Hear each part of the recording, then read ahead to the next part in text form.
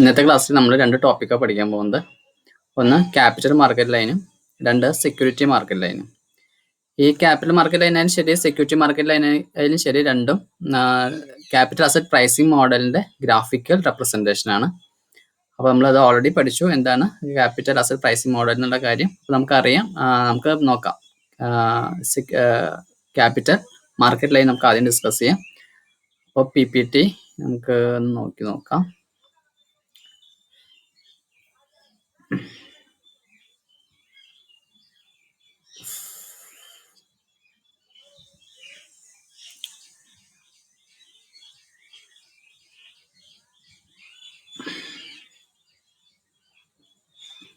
അപ്പോൾ capital asset pricing model നമ്മൾ expected return calculate ചെയ്യുന്നത് എങ്ങനെയാണ്? റിസ്ക് ഫ്രീ അസറ്റിനോട് കൂടി നമ്മൾ റിസ്ക് പ്രീമിയം കൂടി ആഡ് ചെയ്യുമ്പോൾ എന്ന് വെച്ചാൽ RF plus beta into RM minus RF. അപ്പോൾ നമ്മൾ ബീറ്റയിലുള്ള ഡിഫറൻസിനനുസരിച്ച് നമുക്ക് എക്സ്പെക്റ്റഡ് റിട്ടേൺ കൂടിയും കുറഞ്ഞുകൊണ്ടിരിക്കും. അപ്പോൾ അത് നമ്മൾ ഗ്രാഫിക്കൽ റെപ്രസെന്റ് ചെയ്തിട്ടുണ്ട്. ഗ്രാഫിലൂടെ റെപ്രസെന്റ് ചെയ്ത് കഴിഞ്ഞാൽ എങ്ങനെ ഇരിക്കും? അതാണ് നമ്മൾ ഈ 2 ഗ്രാഫ് കൊണ്ട് നമ്മൾ ഉദ്ദേശിക്കുന്നത്. അപ്പോൾ ഫസ്റ്റ് നമ്മൾ ഡിസ്കസ് ചെയ്യാൻ പോകുന്നത് ക്യാപിറ്റൽ മാർക്കറ്റ് ലൈൻ.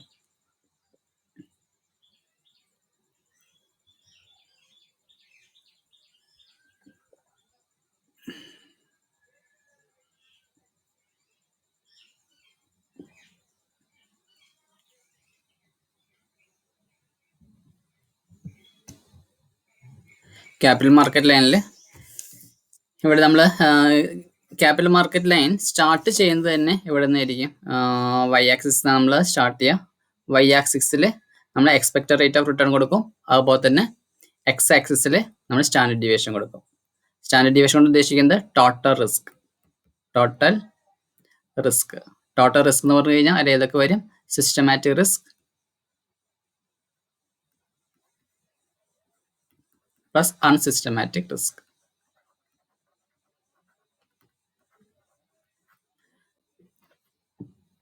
അപ്പോൾ ഇവിടെ നമ്മൾ ക്യാപിറ്റൽ മാർക്കറ്റ് ലൈൻ സ്റ്റാർട്ട് ചെയ്യുന്നത് തന്നെ RF നിന്നായിരിക്കും. എന്ന് വെച്ചാൽ റിസ്ക് 0 ആയി കഴിഞ്ഞു കഴിഞ്ഞാൽ തന്നെ നമുക്ക് എന്ത് കിട്ടും? ഒരു 0 റിസ്കിൽ തന്നെ നമുക്ക് റിട്ടേൺ നമുക്ക് അവൈലബിൾ ആണ്. എന്ന് വെച്ചാൽ ബാങ്ക് ഡെപ്പോസിറ്റ് അതേപോലെ തന്നെ ട്രഷറി ബിൽ ഈ 2 എക്സാമ്പിൾ ആണത്. ഈ 2 സെക്യൂരിറ്റീസിൽ നമ്മൾ ഇൻവെസ്റ്റ്മെന്റ് നടക്കുമ്പോൾ നമുക്ക് റിസ്ക് വളരെ കുറവാണ്. അപ്പോൾ റിസ്ക് കൊണ്ട് ഉദ്ദേശിക്കുന്നത് എന്താണ്? റിസ്ക് വേരിയേഷൻസ് ഇൻ റിട്ടേൺ കിട്ടുന്നതിൽ ഒരു വേരിയേഷൻസ് വരികയാണെന്നുണ്ടെങ്കിൽ നമ്മൾ അതിനെന്ന് പറയും?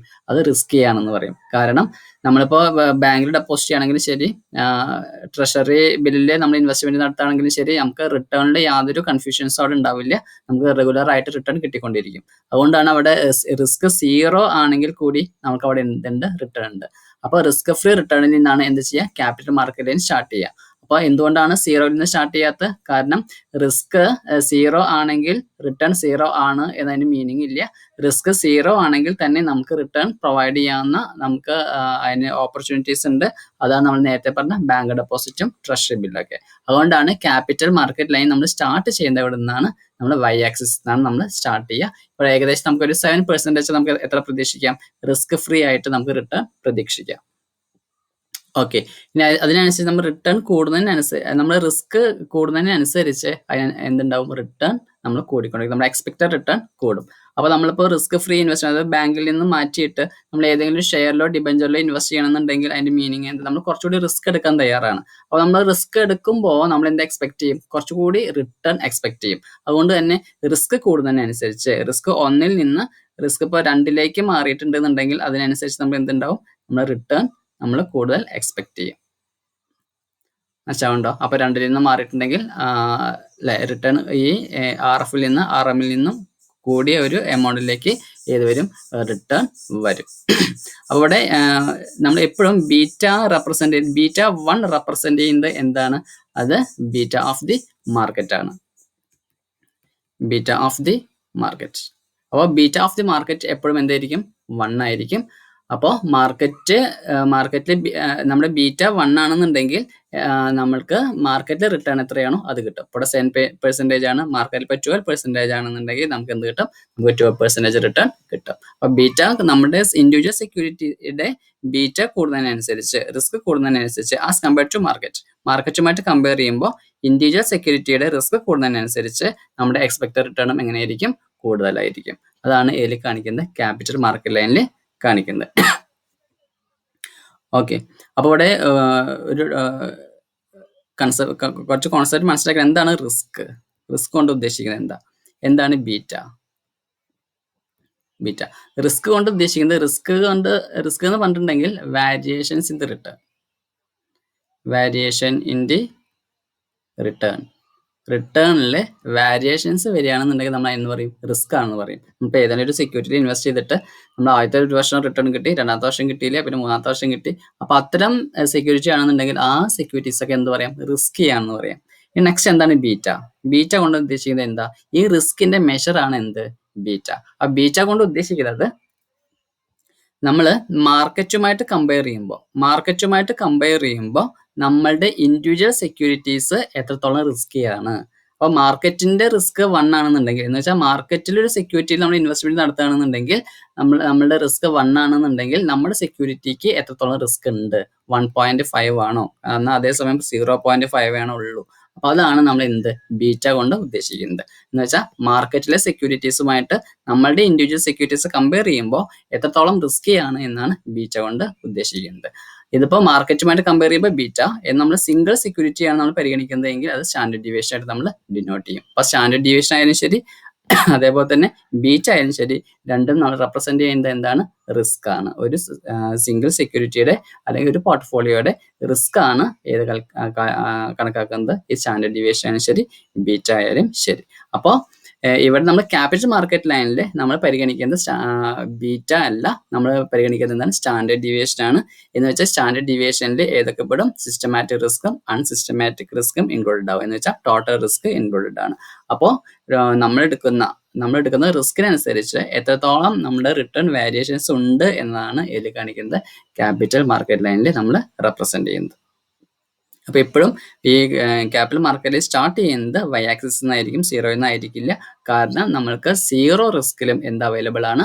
നമുക്ക് റിട്ടേൺ അവൈലബിൾ ആണ്. അത്തരം റിട്ടേൺ പറയുന്ന പേരാണെന്ത്? Risk free return. അപ്പോൾ റിസ്ക് ഇല്ലാണ്ട് തന്നെ നമുക്ക് റിട്ടേൺ കിട്ടും. പിന്നെ എത്രത്തോളം നമ്മൾ റിസ്ക് എടുക്കുന്നു അതിനനുസരിച്ചിട്ട് നമുക്ക് റിട്ടേൺ കിട്ടുന്നതാണെന്നുണ്ടെങ്കിൽ നമ്മൾ അതിനെന്ത് പറയും? റിസ്ക് പ്രീമിയം എന്ന് പറയും. നമ്മൾ റിസ്ക് എടുക്കുന്നതിനുള്ള അഡീഷണൽ പ്രീമിയം. അപ്പോൾ റിസ്ക് ഫ്രീയിൽ നിന്ന് നമുക്ക് എത്രത്തോളം റിട്ടേൺ അഡീഷണൽ കിട്ടുന്നു അതൊക്കെ എന്താണ്? റിസ്ക് പ്രീമിയം ആണ്. എന്ന് വെച്ചാൽ നമ്മൾ റിസ്ക് എടുക്കുന്നതിനുള്ള അഡീഷൻ പ്രീമിയം ആണ്. ഓക്കെ,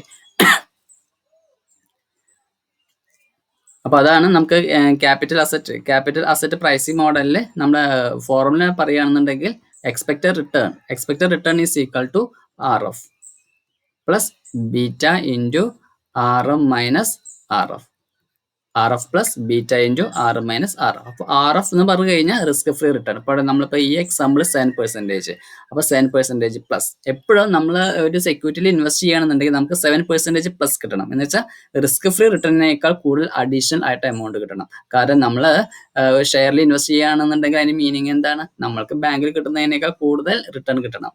മനസ്സിലാവുണ്ടോ? അപ്പോൾ അതിന് വേണ്ടിയിട്ടാണ് നമ്മൾ എന്ത് ചെയ്യുന്നത്? മറ്റു കമ്പനി ഷെയറിൽ ഇടുന്നത്. അപ്പോൾ അതുകൊണ്ട് തന്നെ കിട്ടുന്ന റിട്ടേൺ എങ്ങനെയായിരിക്കണം? റിസ്ക് ഫ്രീ റിട്ടേണിനേക്കാൾ പ്ലസ് ആയിരിക്കണം. അപ്പോൾ 7% പ്ലസ് പിന്നെ beta into RM minus RF. മാർക്കറ്റിലെ റിട്ടേൺ എത്രയാണോ പിന്നെ റിസ്ക് ഫ്രീ റിട്ടേൺ എത്രയാണോ അതിന്റെ ഡിഫറൻസിന്റെ ബീറ്റ കൊണ്ട് മൾട്ടിപ്ലൈ ചെയ്ത് കഴിഞ്ഞാൽ, ബീറ്റ ഫാക്ടർ കൊണ്ട് മൾട്ടിപ്ലൈ ചെയ്ത് കഴിഞ്ഞാൽ അഡീഷണൽ ഇൻകം കൂടി നമുക്ക് കിട്ടുകയാണെന്നുണ്ടെങ്കിൽ നമ്മൾ എന്ത് പറയും? നമ്മളത് എക്സ്പെക്ടഡ് റിട്ടേൺ ആണെന്ന് പറയും. ഓക്കെ, ഇനി ഈ സ്ലോപ്പ് കൊണ്ട് ഉദ്ദേശിക്കുന്നത് എന്താ? സ്ലോപ്പ് കൊണ്ട് ഉദ്ദേശിക്കുന്നത് RM minus RF divided by standard deviation of the market. ഇതാണ് സ്ലോപ്പ് കൊണ്ട് ഉദ്ദേശിക്കുക. ഇനി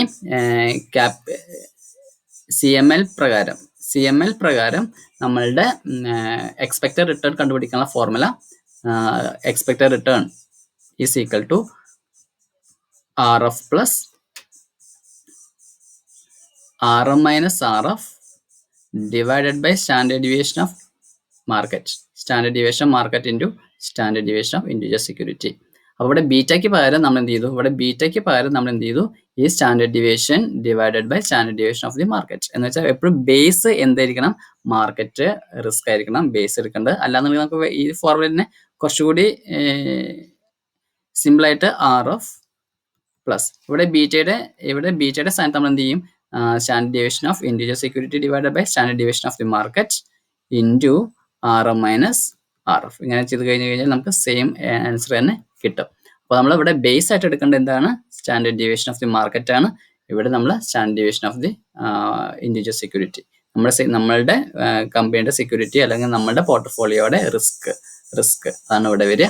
അപ്പോൾ standard deviation of the portfolio divided by standard deviation of the market into R M minus R F. Okay, നമ്മൾ problem ചെയ്യുകയാണെന്നുണ്ടെങ്കിൽ നോക്കി, if the market portfolio yields an expected rate of return 13% with a standard deviation of 25% and a risk-free rate of 10%, what is slope of CML? അപ്പോൾ CML ന്റെ slope ആണ് ചോദിച്ചിരിക്കുന്നത്. അപ്പോൾ slope കാണാനുള്ള formula നമ്മൾ ഓൾറെഡി ഡിസ്കസ് ചെയ്തിട്ടുണ്ടായിരുന്നു. Slope കാണാനുള്ള formula എന്താ, R M minus R F divided by standard deviation of market. അപ്പോൾ slope is equal to R M minus R F divided by standard deviation of the market.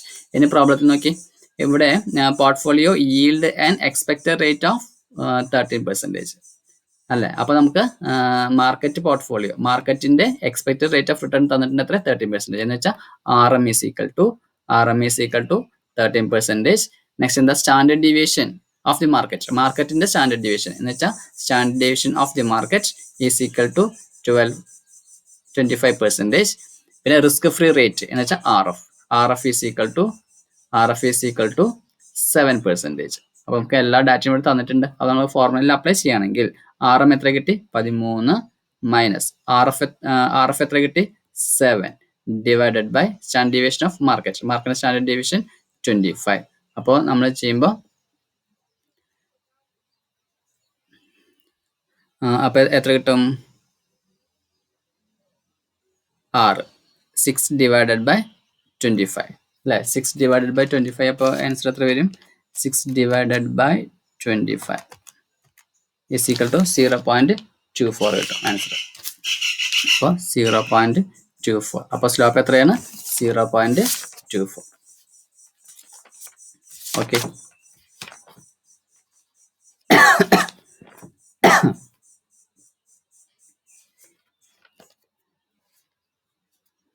Next problem നോക്കുമ്പോൾ, an oil drilling venture, current share price of the venture 875, expected to yield rupees 1000 in 1 year. The standard deviation of return 40% and risk-free rate 10%. Also return of the market 17%. Standard deviation of the return 12% for the market portfolio. How does the venture compare with the investment on efficient portfolio on the CML? അപ്പോൾ CML മോഡലിലെ efficiency നമ്മൾ calculate ചെയ്യാൻ പോകുന്നത് എന്ന് വെച്ചാൽ നമ്മുടെ return എത്രയായിരിക്കും. അപ്പോൾ return കാണാം അല്ലേ, expected return is equal to CML model ആവുമ്പോൾ ബീറ്റ നമ്മൾ പരിഗണിക്കില്ല. ബീറ്റയ്ക്ക് പകരം നമ്മൾ എന്ത് ചെയ്യും, മാർക്കറ്റിന്റെ സ്റ്റാൻഡേർഡ് ഡീവിയേഷനും അതേപോലെ തന്നെ നമ്മുടെ പോർട്ട്ഫോളിയോയുടെ സ്റ്റാൻഡേർഡ് ഡീവിയേഷൻ നമ്മൾ പരിഗണിക്കും. അപ്പോൾ expected return is equal to risk free return R F plus ബീറ്റയ്ക്ക് പകരം നമ്മൾ എന്ത് ചെയ്യും, ബീറ്റയ്ക്ക് പകരം നമ്മളുടെ standard deviation divided by standard deviation of the market into beta into R M minus R F. നമ്മൾ ഓരോന്നും 1 by 1 ആയിട്ട് എഴുതും. ആർ എഫ് എത്ര കിട്ടി നമ്മൾ അവിടെ അല്ലേ, സ്റ്റാൻഡേർഡ് ഡീവിയേഷൻ ഓഫ് റിട്ടേൺ നമ്മളുടെ ഇൻഡിവിജ്വൽ സെക്യൂരിറ്റിയുടെ സ്റ്റാൻഡേർഡ് ഡീവിയേഷൻ 40. അതേപോലെ തന്നെ risk free rate R F is equal to 10. പിന്നെ also market return of the market R M is equal to 17. പിന്നെ സ്റ്റാൻഡേർഡ് ഡീവിയേഷൻ ഓഫ് ദി മാർക്കറ്റിന്റെ standard deviation of the market is equal to 12. അപ്പം അങ്ങനെയാണെങ്കിൽ എത്രയായിരിക്കും expected rate of return, R F എത്രയാണ്, 10 plus 40 divided by standard of market 12 into R M അല്ലേ? RM എത്രയാണ്? 17 minus RF10. അപ്പോൾ solve ചെയ്യുമ്പോൾ 10 plus 40 divided by 12 into 7 അല്ലേ? അപ്പോൾ എത്ര ആൻസർ കിട്ടുക? അപ്പോൾ 33.33 കിട്ടും. 33.33% കിട്ടും.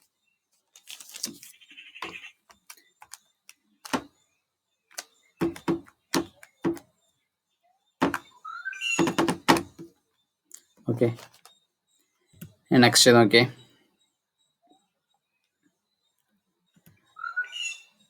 Next security market line.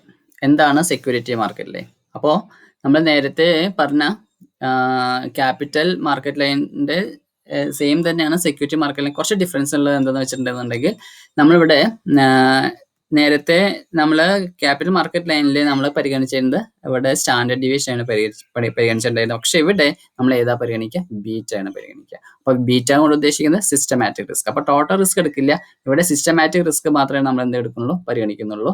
Systematic റിസ്കിന്റെ പ്രത്യേകത എന്താ? അപ്പോൾ എന്തുകൊണ്ട് അൺസിസ്റ്റമാറ്റിക് റിസ്ക് എടുക്കുന്നില്ല? കാരണം അൺസിസ്റ്റമാറ്റിക് നമുക്ക് എന്ത് ചെയ്യാൻ പറ്റും? ഡൈവേഴ്സിഫിക്കേഷനിലൂടെ എലിമിനേറ്റ് ചെയ്യാൻ പറ്റും. അതുകൊണ്ട് നമ്മൾ ഇവിടെ ഏത് മാത്രമേ എടുക്കുള്ളൂ? സിസ്റ്റമാറ്റിക് റിസ്ക് മാത്രമേ എടുക്കുള്ളൂ.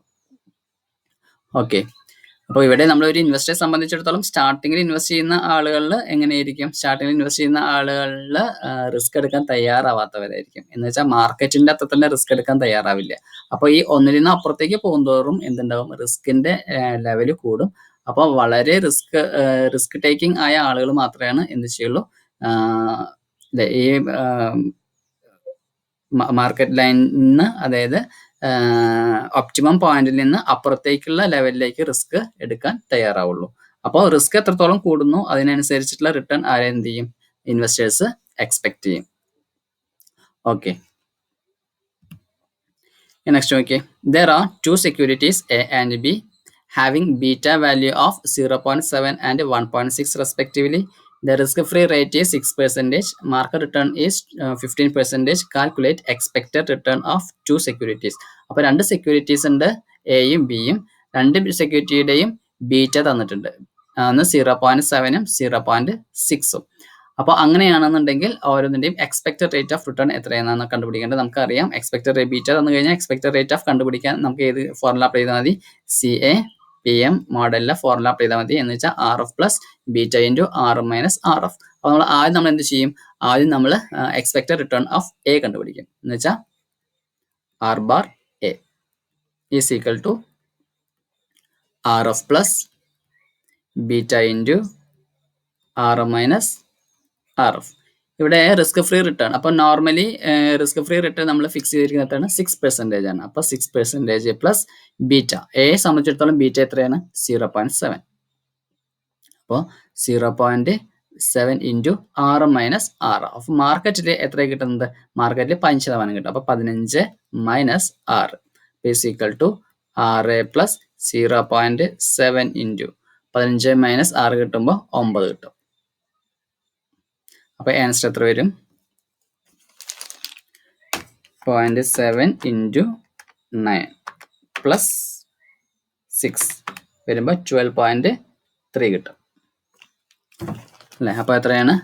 എയെ സംബന്ധിച്ചിടത്തോളം എത്രയാണ് എക്സ്പെക്റ്റഡ് റേറ്റ് ഓഫ് റിട്ടേൺ? 12.3%. ഇനി ബി പരിഗണിക്കുമ്പോഴോ? ബിയും സെയിം ഫോർമുല തന്നെ, RF plus beta into RM minus RF. അപ്പോൾ R⁻B അല്ലെ? ബിയെ സംബന്ധിച്ചിടത്തോളം നമ്മൾ വരുമ്പോൾ risk free return 6 plus beta വ്യത്യാസമുണ്ട്. 1.6 ആണ്, ബീറ്റ 1.6 ആണ്. Beta into RM minus RF 15 minus 6. ഇവിടെ എല്ലാം സെയിം ആണ്, ഏതിൽ മാത്രമേ ഡിഫറൻസ് ഉള്ളൂ? ബീറ്റയിൽ മാത്രമേ വ്യത്യാസമുള്ളൂ. മാർക്കറ്റിന്റെ റിട്ടേൺ കോൺസ്റ്റന്റ് ആണ്, അതുപോലെ തന്നെ റിസ്ക് ഫ്രീ റിട്ടേണും കോൺസ്റ്റന്റ് ആയിരിക്കും. അപ്പോൾ മാർക്കറ്റ് നമ്മളൊരു കോമൺ ആയിട്ട് റേറ്റ് ആണ് ഫിക്സ് ചെയ്യുന്നത്, അതുകൊണ്ട് തന്നെ അത് കോൺസ്റ്റന്റ് ആയിരിക്കും. അപ്പോൾ റിസ്ക് ഫ്രീ റേറ്റും നമ്മൾ കോമൺ ആയിട്ട് ഫിക്സ് ചെയ്യുക, അതും കോൺസ്റ്റന്റ് ആയിരിക്കും. അപ്പോൾ നമുക്ക് എങ്ങനെ വരും? 6 പ്ലസ് 1.6 ഇൻറ്റു 9 അല്ലേ?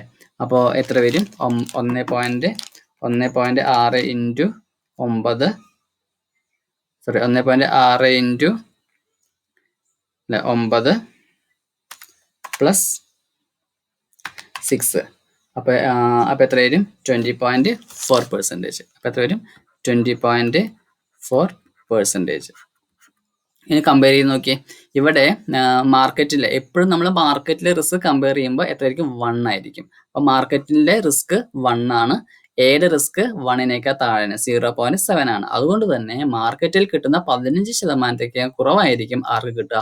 എ എന്ന സെക്യൂരിറ്റിയുടെ റിട്ടേൺ ഉണ്ടാവുക. എന്നാൽ ബിയുടെ കമ്പയർ ചെയ്യുമ്പോൾ ബിക്ക് എങ്ങനെയാണ്? 1.6 ആണ്. എന്ന് വെച്ചാൽ മാർക്കറ്റിനേക്കാൾ റിസ്ക് കൂടുതലാണ് ആർക്ക്? ബി എന്ന സെക്യൂരിറ്റിക്ക്. അതുകൊണ്ട് തന്നെ റിസ്കി ആയ സെക്യൂരിറ്റിയിൽ നമ്മൾ ഇൻവെസ്റ്റ്മെന്റ് നടത്തുമ്പോൾ നമ്മൾ റിട്ടേൺ എക്സ്പെക്ട് ചെയ്യുന്നത് കൂടുതലായിരിക്കും. അപ്പോൾ മാർക്കറ്റിൽ 5% കൊടുക്കുമ്പോൾ നമ്മൾ എത്ര എക്സ്പെക്ട് ചെയ്യും? 20.4 എക്സ്പെക്ട് ചെയ്യും.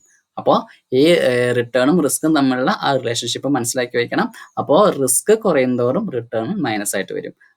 റിസ്ക് കൂടുമ്പോഴോ നമുക്ക് കൂടുതൽ നമ്മൾ റിട്ടേൺ എക്സ്പെക്ട് ചെയ്യും. Next, risk free rate of interest is 7%. The market rate of return is 12%. The standard deviation of portfolio 0.5, while the standard deviation of market 0.7. Calculate expected rate of return of the portfolio. ഇവിടെയും expected rate of return ആണ് calculate ചെയ്യുന്നത്. പക്ഷെ ഇവിടെ ബീറ്റയ്ക്ക് പകരം എന്താ തന്നിരിക്കുന്നത്? പോർട്ട്ഫോളിയോയുടെ standard division തന്നിട്ടുണ്ട്, അതുപോലെ തന്നെ മാർക്കറ്റിന്റെ സ്റ്റാൻഡേർഡ് ഡിവിഷൻ തന്നിട്ടുണ്ട്. അതുകൊണ്ട് തന്നെ CAPM മോഡലിലല്ല നമ്മൾ പ്രോബ്ലം ചെയ്യേണ്ടത് ക്യാപിറ്റൽ മാർക്കറ്റ് ലൈൻ അല്ലെ, CML മോഡലാണ് നമ്മൾ എന്ത് ചെയ്യേണ്ടത്? പ്രോബ്ലം ചെയ്യേണ്ടത്. നമുക്ക് ഓൾറെഡി അറിയാം ഫോർമുല എന്താണ്? Expected rate of return is equal to RF plus ബീറ്റയ്ക്ക് പകരം standard deviation of portfolio divided by standard deviation of market into RM minus RF. ഇവിടെ എല്ലാം തന്നിട്ടുണ്ട്. റിസ്ക് ഫ്രീ റേറ്റ് ഇവിടെ ഫസ്റ്റ് റിസ്ക് ഫ്രീ റേറ്റ് തന്നിട്ടുണ്ട് 7%.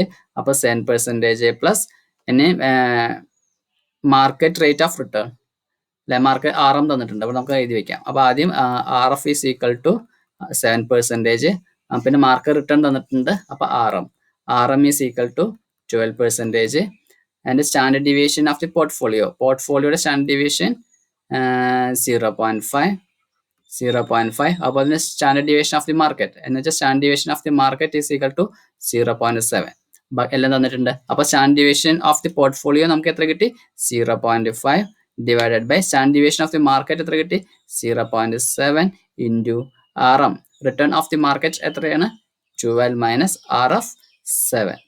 അപ്പോൾ നമ്മൾ സോൾവ് ചെയ്യുന്ന സമയത്ത് 7 പ്ലസ് 0.5 ഡിവൈഡഡ് ബൈ 0.7 ഇൻറ്റു 5. അപ്പോൾ എത്ര ആൻസർ കിട്ടുക? 0.5 ഡിവൈഡഡ് ബൈ 0.7 ഇൻറ്റു 5 പ്ലസ് 7. അപ്പോൾ എത്ര കിട്ടും? 10.57%. 10.57. ഓക്കെ, നെക്സ്റ്റ് ഏതാണ്? A portfolio exhibiting an expected return of 20% in an economy in which riskless rate is 8%. Riskless rate പറഞ്ഞാൽ risk free rate is 8% and the expected return of the portfolio is 13%. Assuming portfolio is efficient to determine its beta. ഇവിടെ നമ്മൾ calculate ചെയ്യുന്നത് ബീറ്റയാണ്. അപ്പോൾ beta calculate ചെയ്യാൻ പറഞ്ഞു കഴിഞ്ഞാൽ അവിടെ നമ്മൾ ആൻസർ തന്നിട്ടുണ്ടാവും, എക്സ്പെക്റ്റഡ് റേറ്റ് ഓഫ് റിട്ടേൺ തന്നിട്ടുണ്ടാവും. അപ്പോൾ ആൻസർ തന്നിട്ടുണ്ട്. എക്സ്പെക്റ്റഡ് റേറ്റ് ഓഫ് റിട്ടേൺ എത്രയാണ്? 20%. അപ്പോൾ R X തന്നിട്ടുണ്ട് എത്രയാണ്? 20%. എക്സ്പെക്റ്റഡ് റേറ്റ് ഓഫ് റിട്ടേൺ തന്നിട്ടുണ്ട്. പിന്നെ അതുപോലെ RF തന്നിട്ടുണ്ട്, റിസ്ക് ഫ്രീ റിട്ടേൺ 8%. അതുപോലെ തന്നെ expected return to the market portfolio market return എന്ന് വെച്ചാൽ RMS equal to 13%. Find beta. അപ്പോൾ നമ്മൾ എന്ത് ചെയ്തു? ഫോർമുല ചെയ്തു. R bar is equal to RF plus beta into RM minus RF. നമുക്ക് R bar തന്നിട്ട് എത്ര? 20. അപ്പോൾ 20 is equal to RF risk free return 8 plus beta നമുക്കറിയില്ല. അപ്പോൾ നമ്മൾ ബീറ്റ തന്നെ എഴുതും. Beta into RM minus RM നമുക്കറിയാം 13 മൈനസ് RF 8. അപ്പോൾ is equal to 20 is equal to 8 plus 13 എന്ന് 8 പോയി അല്ലേ, 8 മൈനസ് ചെയ്ത് കഴിഞ്ഞാൽ 5 5B. അപ്പോൾ വീണ്ടും സോൾവ് ചെയ്ത് കഴിഞ്ഞാൽ 20 minus 8 is equal to 5 beta. അപ്പോൾ 12 5B is equal to 12. B is equal to 12 divided by 5 is equal to, അപ്പോൾ 12 ഡിവൈഡഡ് ബൈ 5 എത്ര കിട്ടും? 12 divided by 5 is equal to 2.4. അപ്പോൾ ബീറ്റ എത്ര കിട്ടി? 2.4.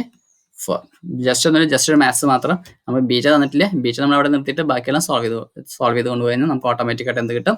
ബീറ്റ കിട്ടും. ഓക്കെ, നെക്സ്റ്റ് നോക്കിയേ, calculate the expected return and determine SML from the following. SML ആണ് കണ്ടുപിടിക്കേണ്ടത്. നമ്മൾ ടി ബില്ല് റേറ്റ് തന്നിട്ടുണ്ട്. ടി ബിൽ റേറ്റ് കണ്ടിട്ട് ട്രഷറി ബില്ലാണ്. ട്രഷറി ബില്ല് തന്നിട്ട് കഴിഞ്ഞാൽ മീനിങ് മനസ്സിലാക്കിയിരിക്കുന്നത് risk free rate of return ആണ്. അപ്പോൾ റിസ്ക് ഫ്രീ റേറ്റ് തന്നിട്ടുണ്ട് 8%, beta of the market 1%, market rate of return 12.5. അപ്പോൾ SML ആണെങ്കിൽ തന്നെ നമുക്ക് ബീറ്റയാണ് തന്നിരിക്കുന്നത്. ബീറ്റ തന്നിരിക്കുന്നത് കൊണ്ട് തന്നെ നമുക്ക് എന്ത് ചെയ്യാം, എന്ത് കണ്ടുപിടിക്കാം? ഈ ക്യാപിറ്റൽ അസറ്റ് പ്രൈസിങ് മോഡൽ പ്രകാരമുള്ള ഫോർമുലയാണ് നമ്മൾ അപ്ലൈ ചെയ്യേണ്ടത്.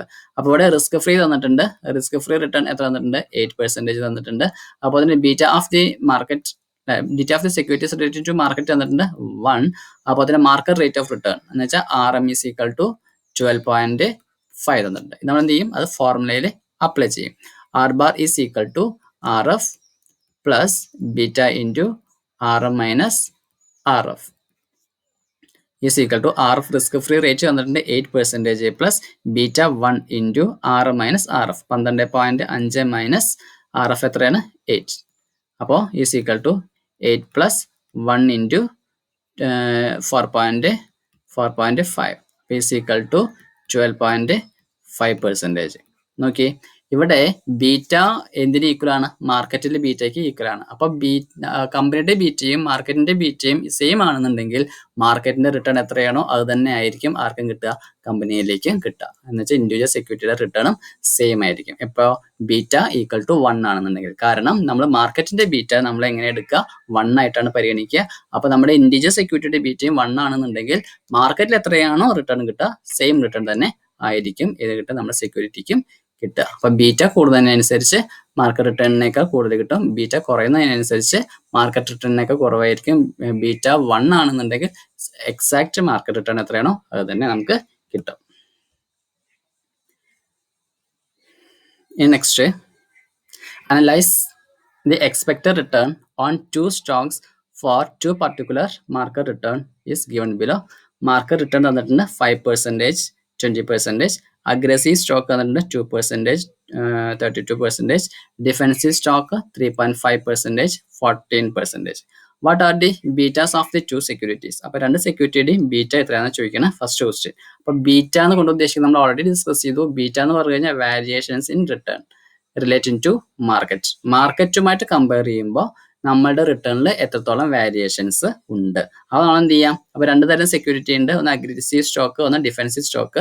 അപ്പോൾ അഗ്രസീവ് സ്റ്റോക്കിന്റെ വാരിയേഷൻസ് നോക്കാം. ഇവിടെ നോക്കിയ വാരിയേഷൻസ് ഉണ്ട്, 2% മുതൽ 32% വരെ വാരിയേഷൻസ് ഉണ്ട്. അപ്പോൾ ഈ വാരിയേഷൻ നമ്മൾ മാർക്കറ്റുമായി കമ്പയർ ചെയ്യുമ്പോൾ എത്രത്തോളം ഉണ്ട് അതാണ് നമ്മൾ എന്ത് ചെയ്യുന്നത്? ബീറ്റ കൊണ്ട് കാൽക്കുലേറ്റ് ചെയ്യുന്നത്. അപ്പോൾ ആദ്യം ബീറ്റ ഓഫ് എ കണ്ടുപിടിക്കാം. അപ്പോൾ beta of A is equal to variation of the എയുടെ വാരിയേഷൻ എത്രയാ?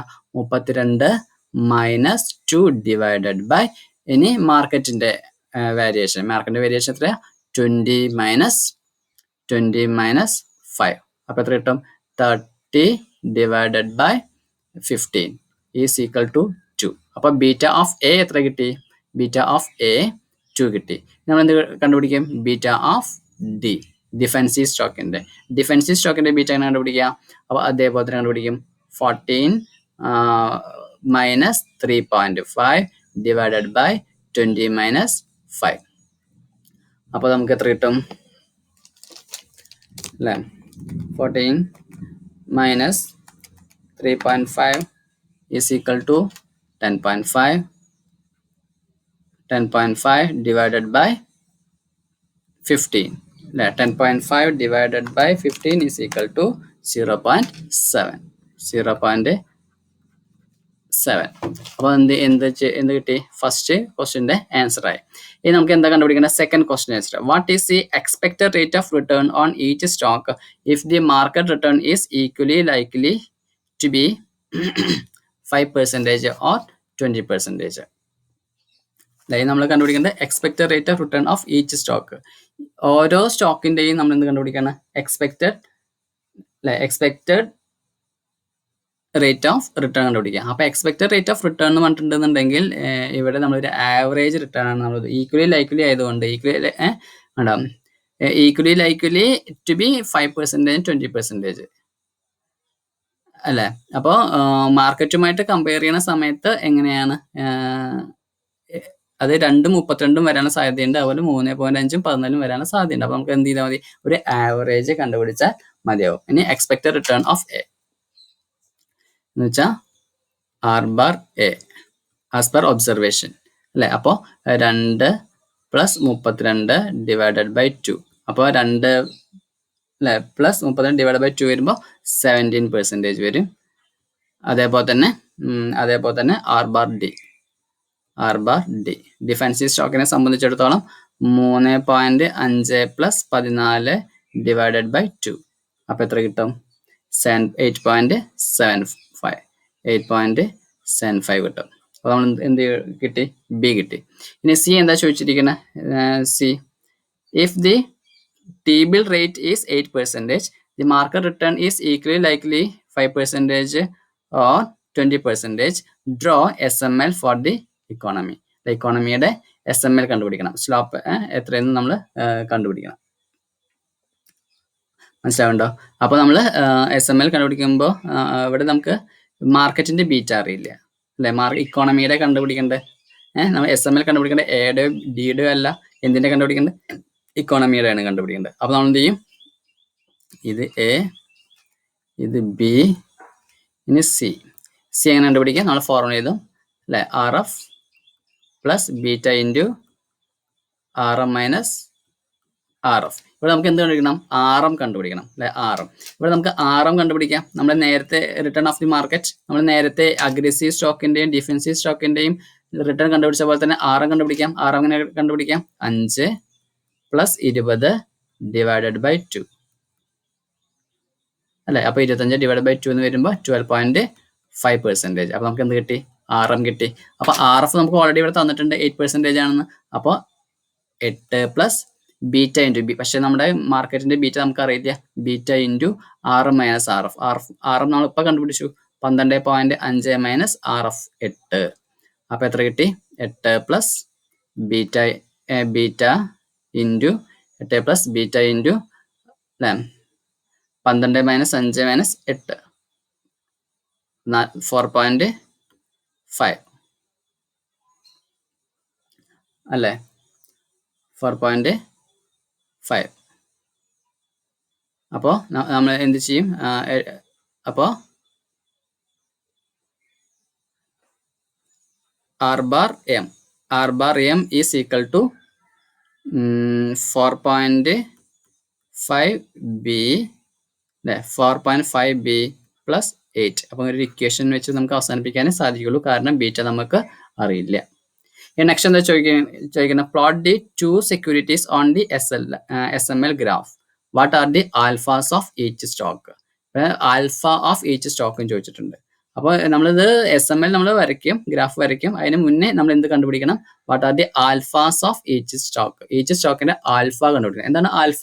നമ്മൾ over and above the expected return. നമ്മൾ എക്സ്പെക്ട് ചെയ്യുന്നതിനേക്കാൾ കൂടുതൽ റിട്ടേൺ കൊടുക്കുന്നുണ്ട് എന്നുണ്ടെങ്കിൽ അതാണ് ഏത് ആൽഫ കൊണ്ട് ഉദ്ദേശിക്കുക. അപ്പോൾ ഓൾറെഡി ഇപ്പോൾ ഈ 2 സെക്യൂരിറ്റി, അപ്പോൾ നമ്മൾ ഈ 2 സെക്യൂരിറ്റിയുടെയാണ് നമ്മൾ എന്ത് ചെയ്യണം?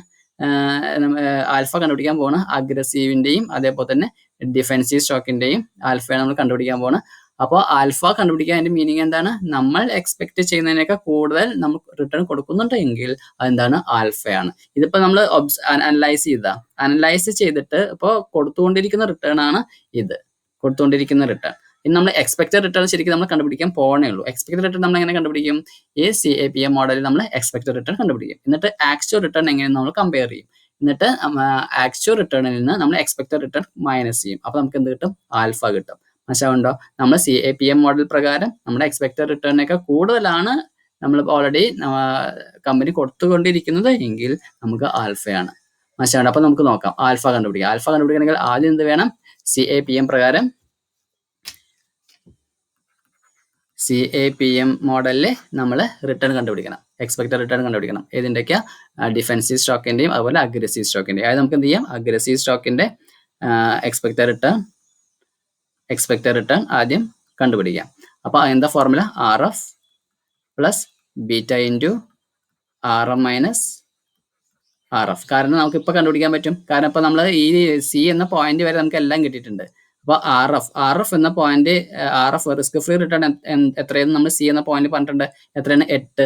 അപ്പോൾ 8 പ്ലസ് ബീറ്റ നമ്മൾ ഓൾറെഡി കണ്ടുപിടിച്ചിട്ടുണ്ട്. അഗ്രസീവ് സ്റ്റോക്കിന്റെ ബീറ്റ 2 ആണ്. അപ്പോൾ 2 into RM minus RF. C എന്ന പോയിന്റ് നമ്മൾ കണ്ടുപിടിച്ചു 12.5.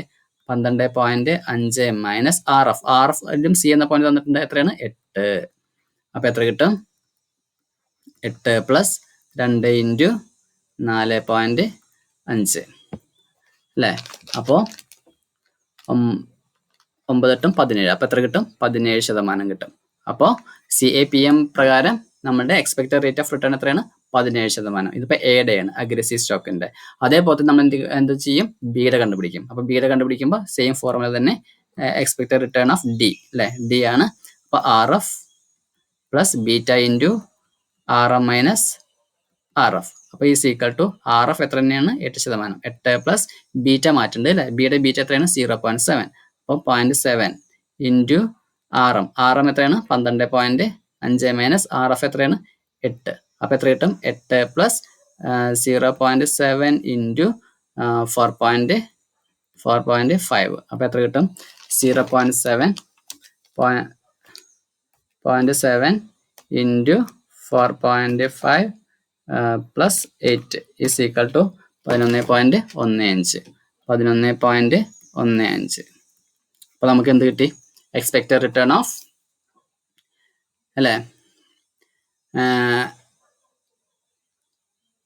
എയുടെയും ഡിയുടെയും ആസ് പെർ CAPM മോഡൽ പ്രകാരം കിട്ടി. ഇത് നമുക്ക് എന്ത് കണ്ടുപിടിക്കാം? ആൽഫ കണ്ടുപിടിക്കാം. Alpha of A is equal to എങ്ങനെ കണ്ടുപിടിക്കാം? ഓൾറെഡി കമ്പനി ആക്ച്വൽ റിട്ടേൺ എത്രയാണ് കൊടുത്തുകൊണ്ടിരിക്കുന്നത്, അത് മൈനസ് എക്സ്പെക്റ്റഡ് റിട്ടേൺ. അപ്പോൾ എയെ സംബന്ധിച്ചിടത്തോളം നോക്കി, എയുടെ 17% ആയിരുന്നു. 17% ആയിരുന്നു. അപ്പോൾ ആക്ച്വൽ റിട്ടേൺ 17% കൊടുത്തുകൊണ്ടിരിക്കുന്നത്, എക്സ്പെക്ട് ചെയ്യുന്നത് 17% ആണ്. അതുകൊണ്ട് ആൽഫ എത്രയായിരിക്കും? 0 ആയിരിക്കും. 17 മൈനസ് 17 0. ഇനി ആൽഫ ഓഫ് ബിയുടെ ആൽഫ എങ്ങനെ കിട്ടുക? ഓൾറെഡി എത്ര കൊടുത്തുകൊണ്ടിരിക്കുന്നത്? 8.75. അപ്പോൾ 8.75. ഇപ്പോഴത്തെ എക്സ്പെക്ടേഷൻ എത്രയാണ്? ബിയുടെ 11.15. അപ്പോൾ എത്ര കിട്ടി? നെഗറ്റീവ് വരും അല്ലേ? അപ്പോൾ ആൽഫ എന്തായി മാറി? നെഗറ്റീവ് ആയിട്ട് മാറി. 11.15 മൈനസ് 8.75. അപ്പോൾ നെഗറ്റീവ് എത്ര വരും? 2.4. അപ്പോൾ നെഗറ്റീവ് 2.4 ആണ് എന്ത് വരിക? ആൽഫ വരിക. ഇനി ലാസ്റ്റ് പ്രോബ്ലം ആണ് ഏത്? Plot the 2 securities on SLM graph അല്ലെ? SLM ഗ്രാഫിൽ 2 സെക്യൂരിറ്റി നമ്മൾ എന്ത് ചെയ്യണം അല്ലേ? 2 സെക്യൂരിറ്റി നമ്മൾ വരയ്ക്കണം. അപ്പോൾ നോക്കി, എന്ത് ചെയ്യും? എക്സ് ആക്സിസ് എടുത്തു, അപ്പോൾ തന്നെ വൈ ആക്സിസ് എടുത്തു, ഇവിടെ 0 എടുത്തു, ഇവിടെ ബീറ്റ, ഇവിടെ എക്സ്പെക്റ്റഡ് റിട്ടേൺ.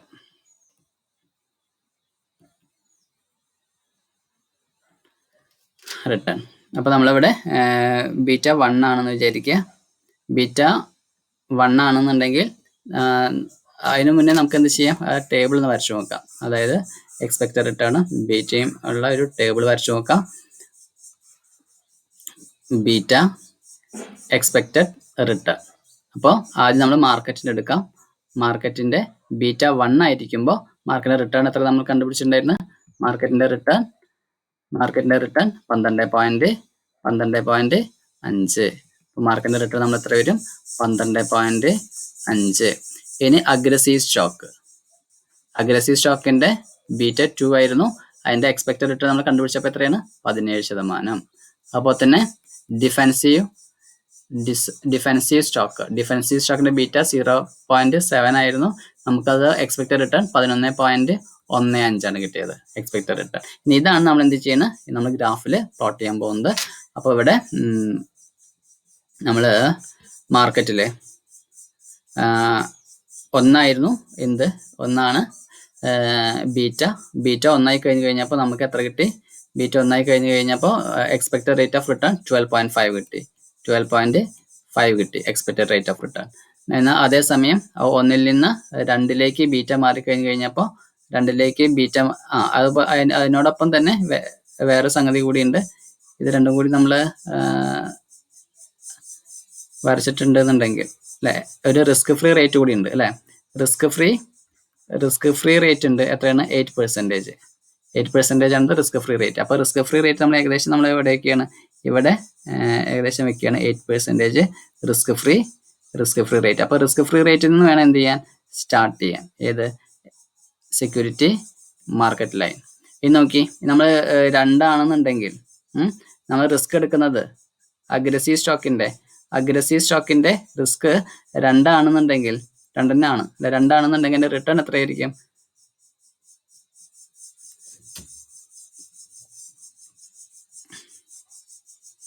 റിട്ടേൺ എത്ര വരണം? 17% ആയിരിക്കണം. 17% ആയിരിക്കണം. അതേപോലെ തന്നെ നമ്മളുടെ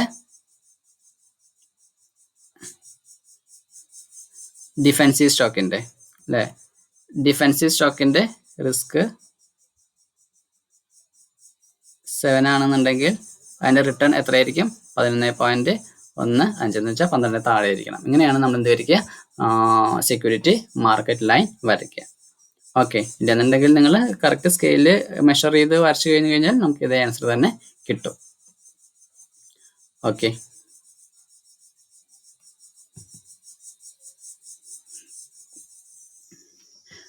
പിന്നെ സെക്യൂരിറ്റി മാർക്കറ്റ് ലൈൻ എഫിഷ്യന്റ് പോർട്ട്ഫോളിയോയിലെ ടാൻജൻ ചെയ്യുന്ന ആ പോയിന്റ് ആയിരിക്കും ഏത്?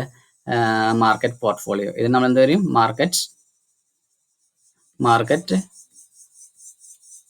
പോർട്ട്ഫോളിയോ എന്ന് പറയും. ഇവിടെ ആയിരിക്കും മോർ എഫിഷ്യന്റ് ആയിരിക്കും. ഈ എഫിഷ്യന്റ് പോർട്ട്ഫോളിയോയുടെ പ്രത്യേകത എന്താ? എഫിഷ്യന്റ് ഫോണ്ടിയറിന്റെ പ്രത്യേകത എന്താ?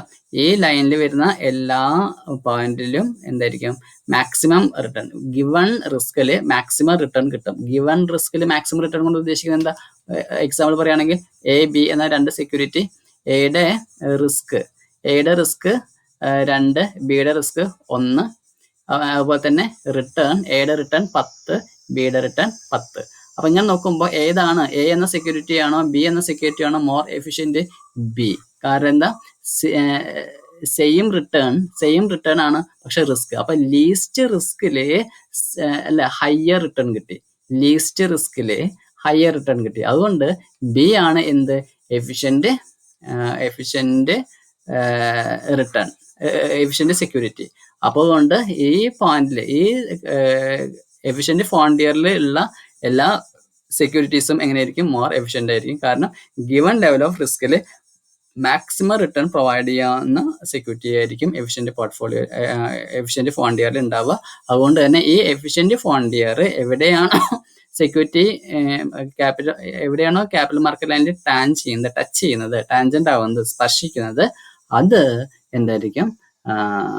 എഫിഷ്യന്റ് പോർട്ട്ഫോളിയോ ആയിരിക്കും. അതാണ് മാർക്കറ്റ് പോർട്ട്ഫോളിയോ ആയിട്ട് നമ്മൾ എടുക്കുക. ഓക്കെ, ഇനി അതേപോലെ തന്നെ നമ്മൾ റിസ്ക് അവേഴ്സ് ആയ ആളുകൾ, റിസ്ക് അവേഴ്സ് പറഞ്ഞു കഴിഞ്ഞാൽ റിസ്ക് എടുക്കാൻ തയ്യാറില്ലാത്ത ആളുകൾ ഈ സെക്യൂരിറ്റി മാർക്കറ്റ് ലൈനിന്റെ അല്ലെങ്കിൽ ക്യാപിറ്റൽ മാർക്കറ്റ് ലൈനിന്റെ സ്റ്റാർട്ടിങ്ങിൽ ഇൻവെസ്റ്റ്മെന്റ് നടത്തും. എന്നാൽ റിസ്ക് എടുക്കാൻ തയ്യാറുള്ളവർ എങ്ങനെയാണ്? അതിനപ്പുറത്തേക്കുള്ള റിസ്ക് എടുക്കാൻ തയ്യാറാവും. അപ്പൊ ഇത്രയും കാര്യങ്ങളാണ് നമ്മൾ ഇതിൽ പഠിക്കേണ്ടത്. ക്യാപിറ്റൽ മാർക്കറ്റ് ലൈനും അതേപോലെ തന്നെ സെക്യൂരിറ്റി മാർക്കറ്റ് ലൈനും തമ്മിൽ ഉള്ള നമ്മൾ പഠിക്കേണ്ട. അപ്പോൾ ഡിഫറൻസ് നമ്മൾ കമ്പയർ ചെയ്യുകയാണെന്നുണ്ടെങ്കിൽ ക്യാപിറ്റൽ മാർക്കറ്റ് ലൈൻ, ഈ ക്യാപിറ്റൽ മാർക്കറ്റ് ലൈൻ നമ്മൾ കമ്പയർ ചെയ്യുന്നത് മാർക്കറ്റ് പോർട്ട്ഫോളിയോ ആയിട്ടാണ് കമ്പയർ ചെയ്യുക.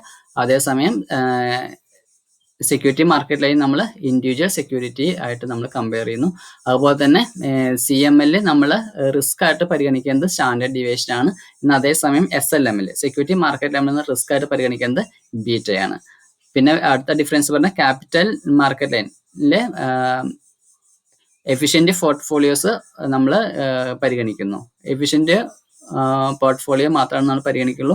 എന്നാൽ അതേപോലെ സെക്യൂരിറ്റി മാർക്കറ്റ് ലൈനിൽ നമ്മൾ എന്ത് ചെയ്യും? എഫിഷ്യന്റും ഇൻഎഫിഷ്യന്റും ആയിട്ടുള്ള സെക്യൂരിറ്റീസ് നമ്മൾ പരിഗണിക്കും. പിന്നെ ക്യാപിറ്റൽ മാർക്കറ്റ് ലൈൻ സുപ്പീരിയർ ആണ് as compared to security market line. കാരണം ക്യാപിറ്റൽ മാർക്കറ്റ് ലൈനിൽ നമ്മൾ ടോട്ടൽ റിസ്ക് എടുക്കുന്നത്, സ്റ്റാൻഡേർഡ് ഡീവിയേഷൻ ആണ് എടുക്കുന്നത്. ഇവിടെ നമ്മൾ ഏത് മാത്രം എടുക്കുന്നുള്ളൂ? ബീറ്റ മാത്രം എടുക്കുന്നുള്ളൂ, സിസ്റ്റമാറ്റിക് റിസ്ക് മാത്രം എടുക്കുന്നുള്ളൂ. അതുകൊണ്ട് as far as SML is concerned, capital market line is more superior. Next, market portfolio risk free assets determined by CML all securities. എല്ലാ സെക്യൂരിറ്റീസും നമ്മൾ ഏതിൽ പരിഗണിക്കുന്നുണ്ട്? SML പരിഗണിക്കുന്നുണ്ട്. എന്നാൽ CML നമ്മൾ ഏത് മാത്രമേ പരിഗണിക്കുള്ളൂ? മാർക്കറ്റ് പോർട്ട്ഫോളിയോ മാത്രമാണ് നമ്മൾ പരിഗണിക്കുന്നുള്ളൂ. ഇതാണ് main difference between CML and SML. Okay,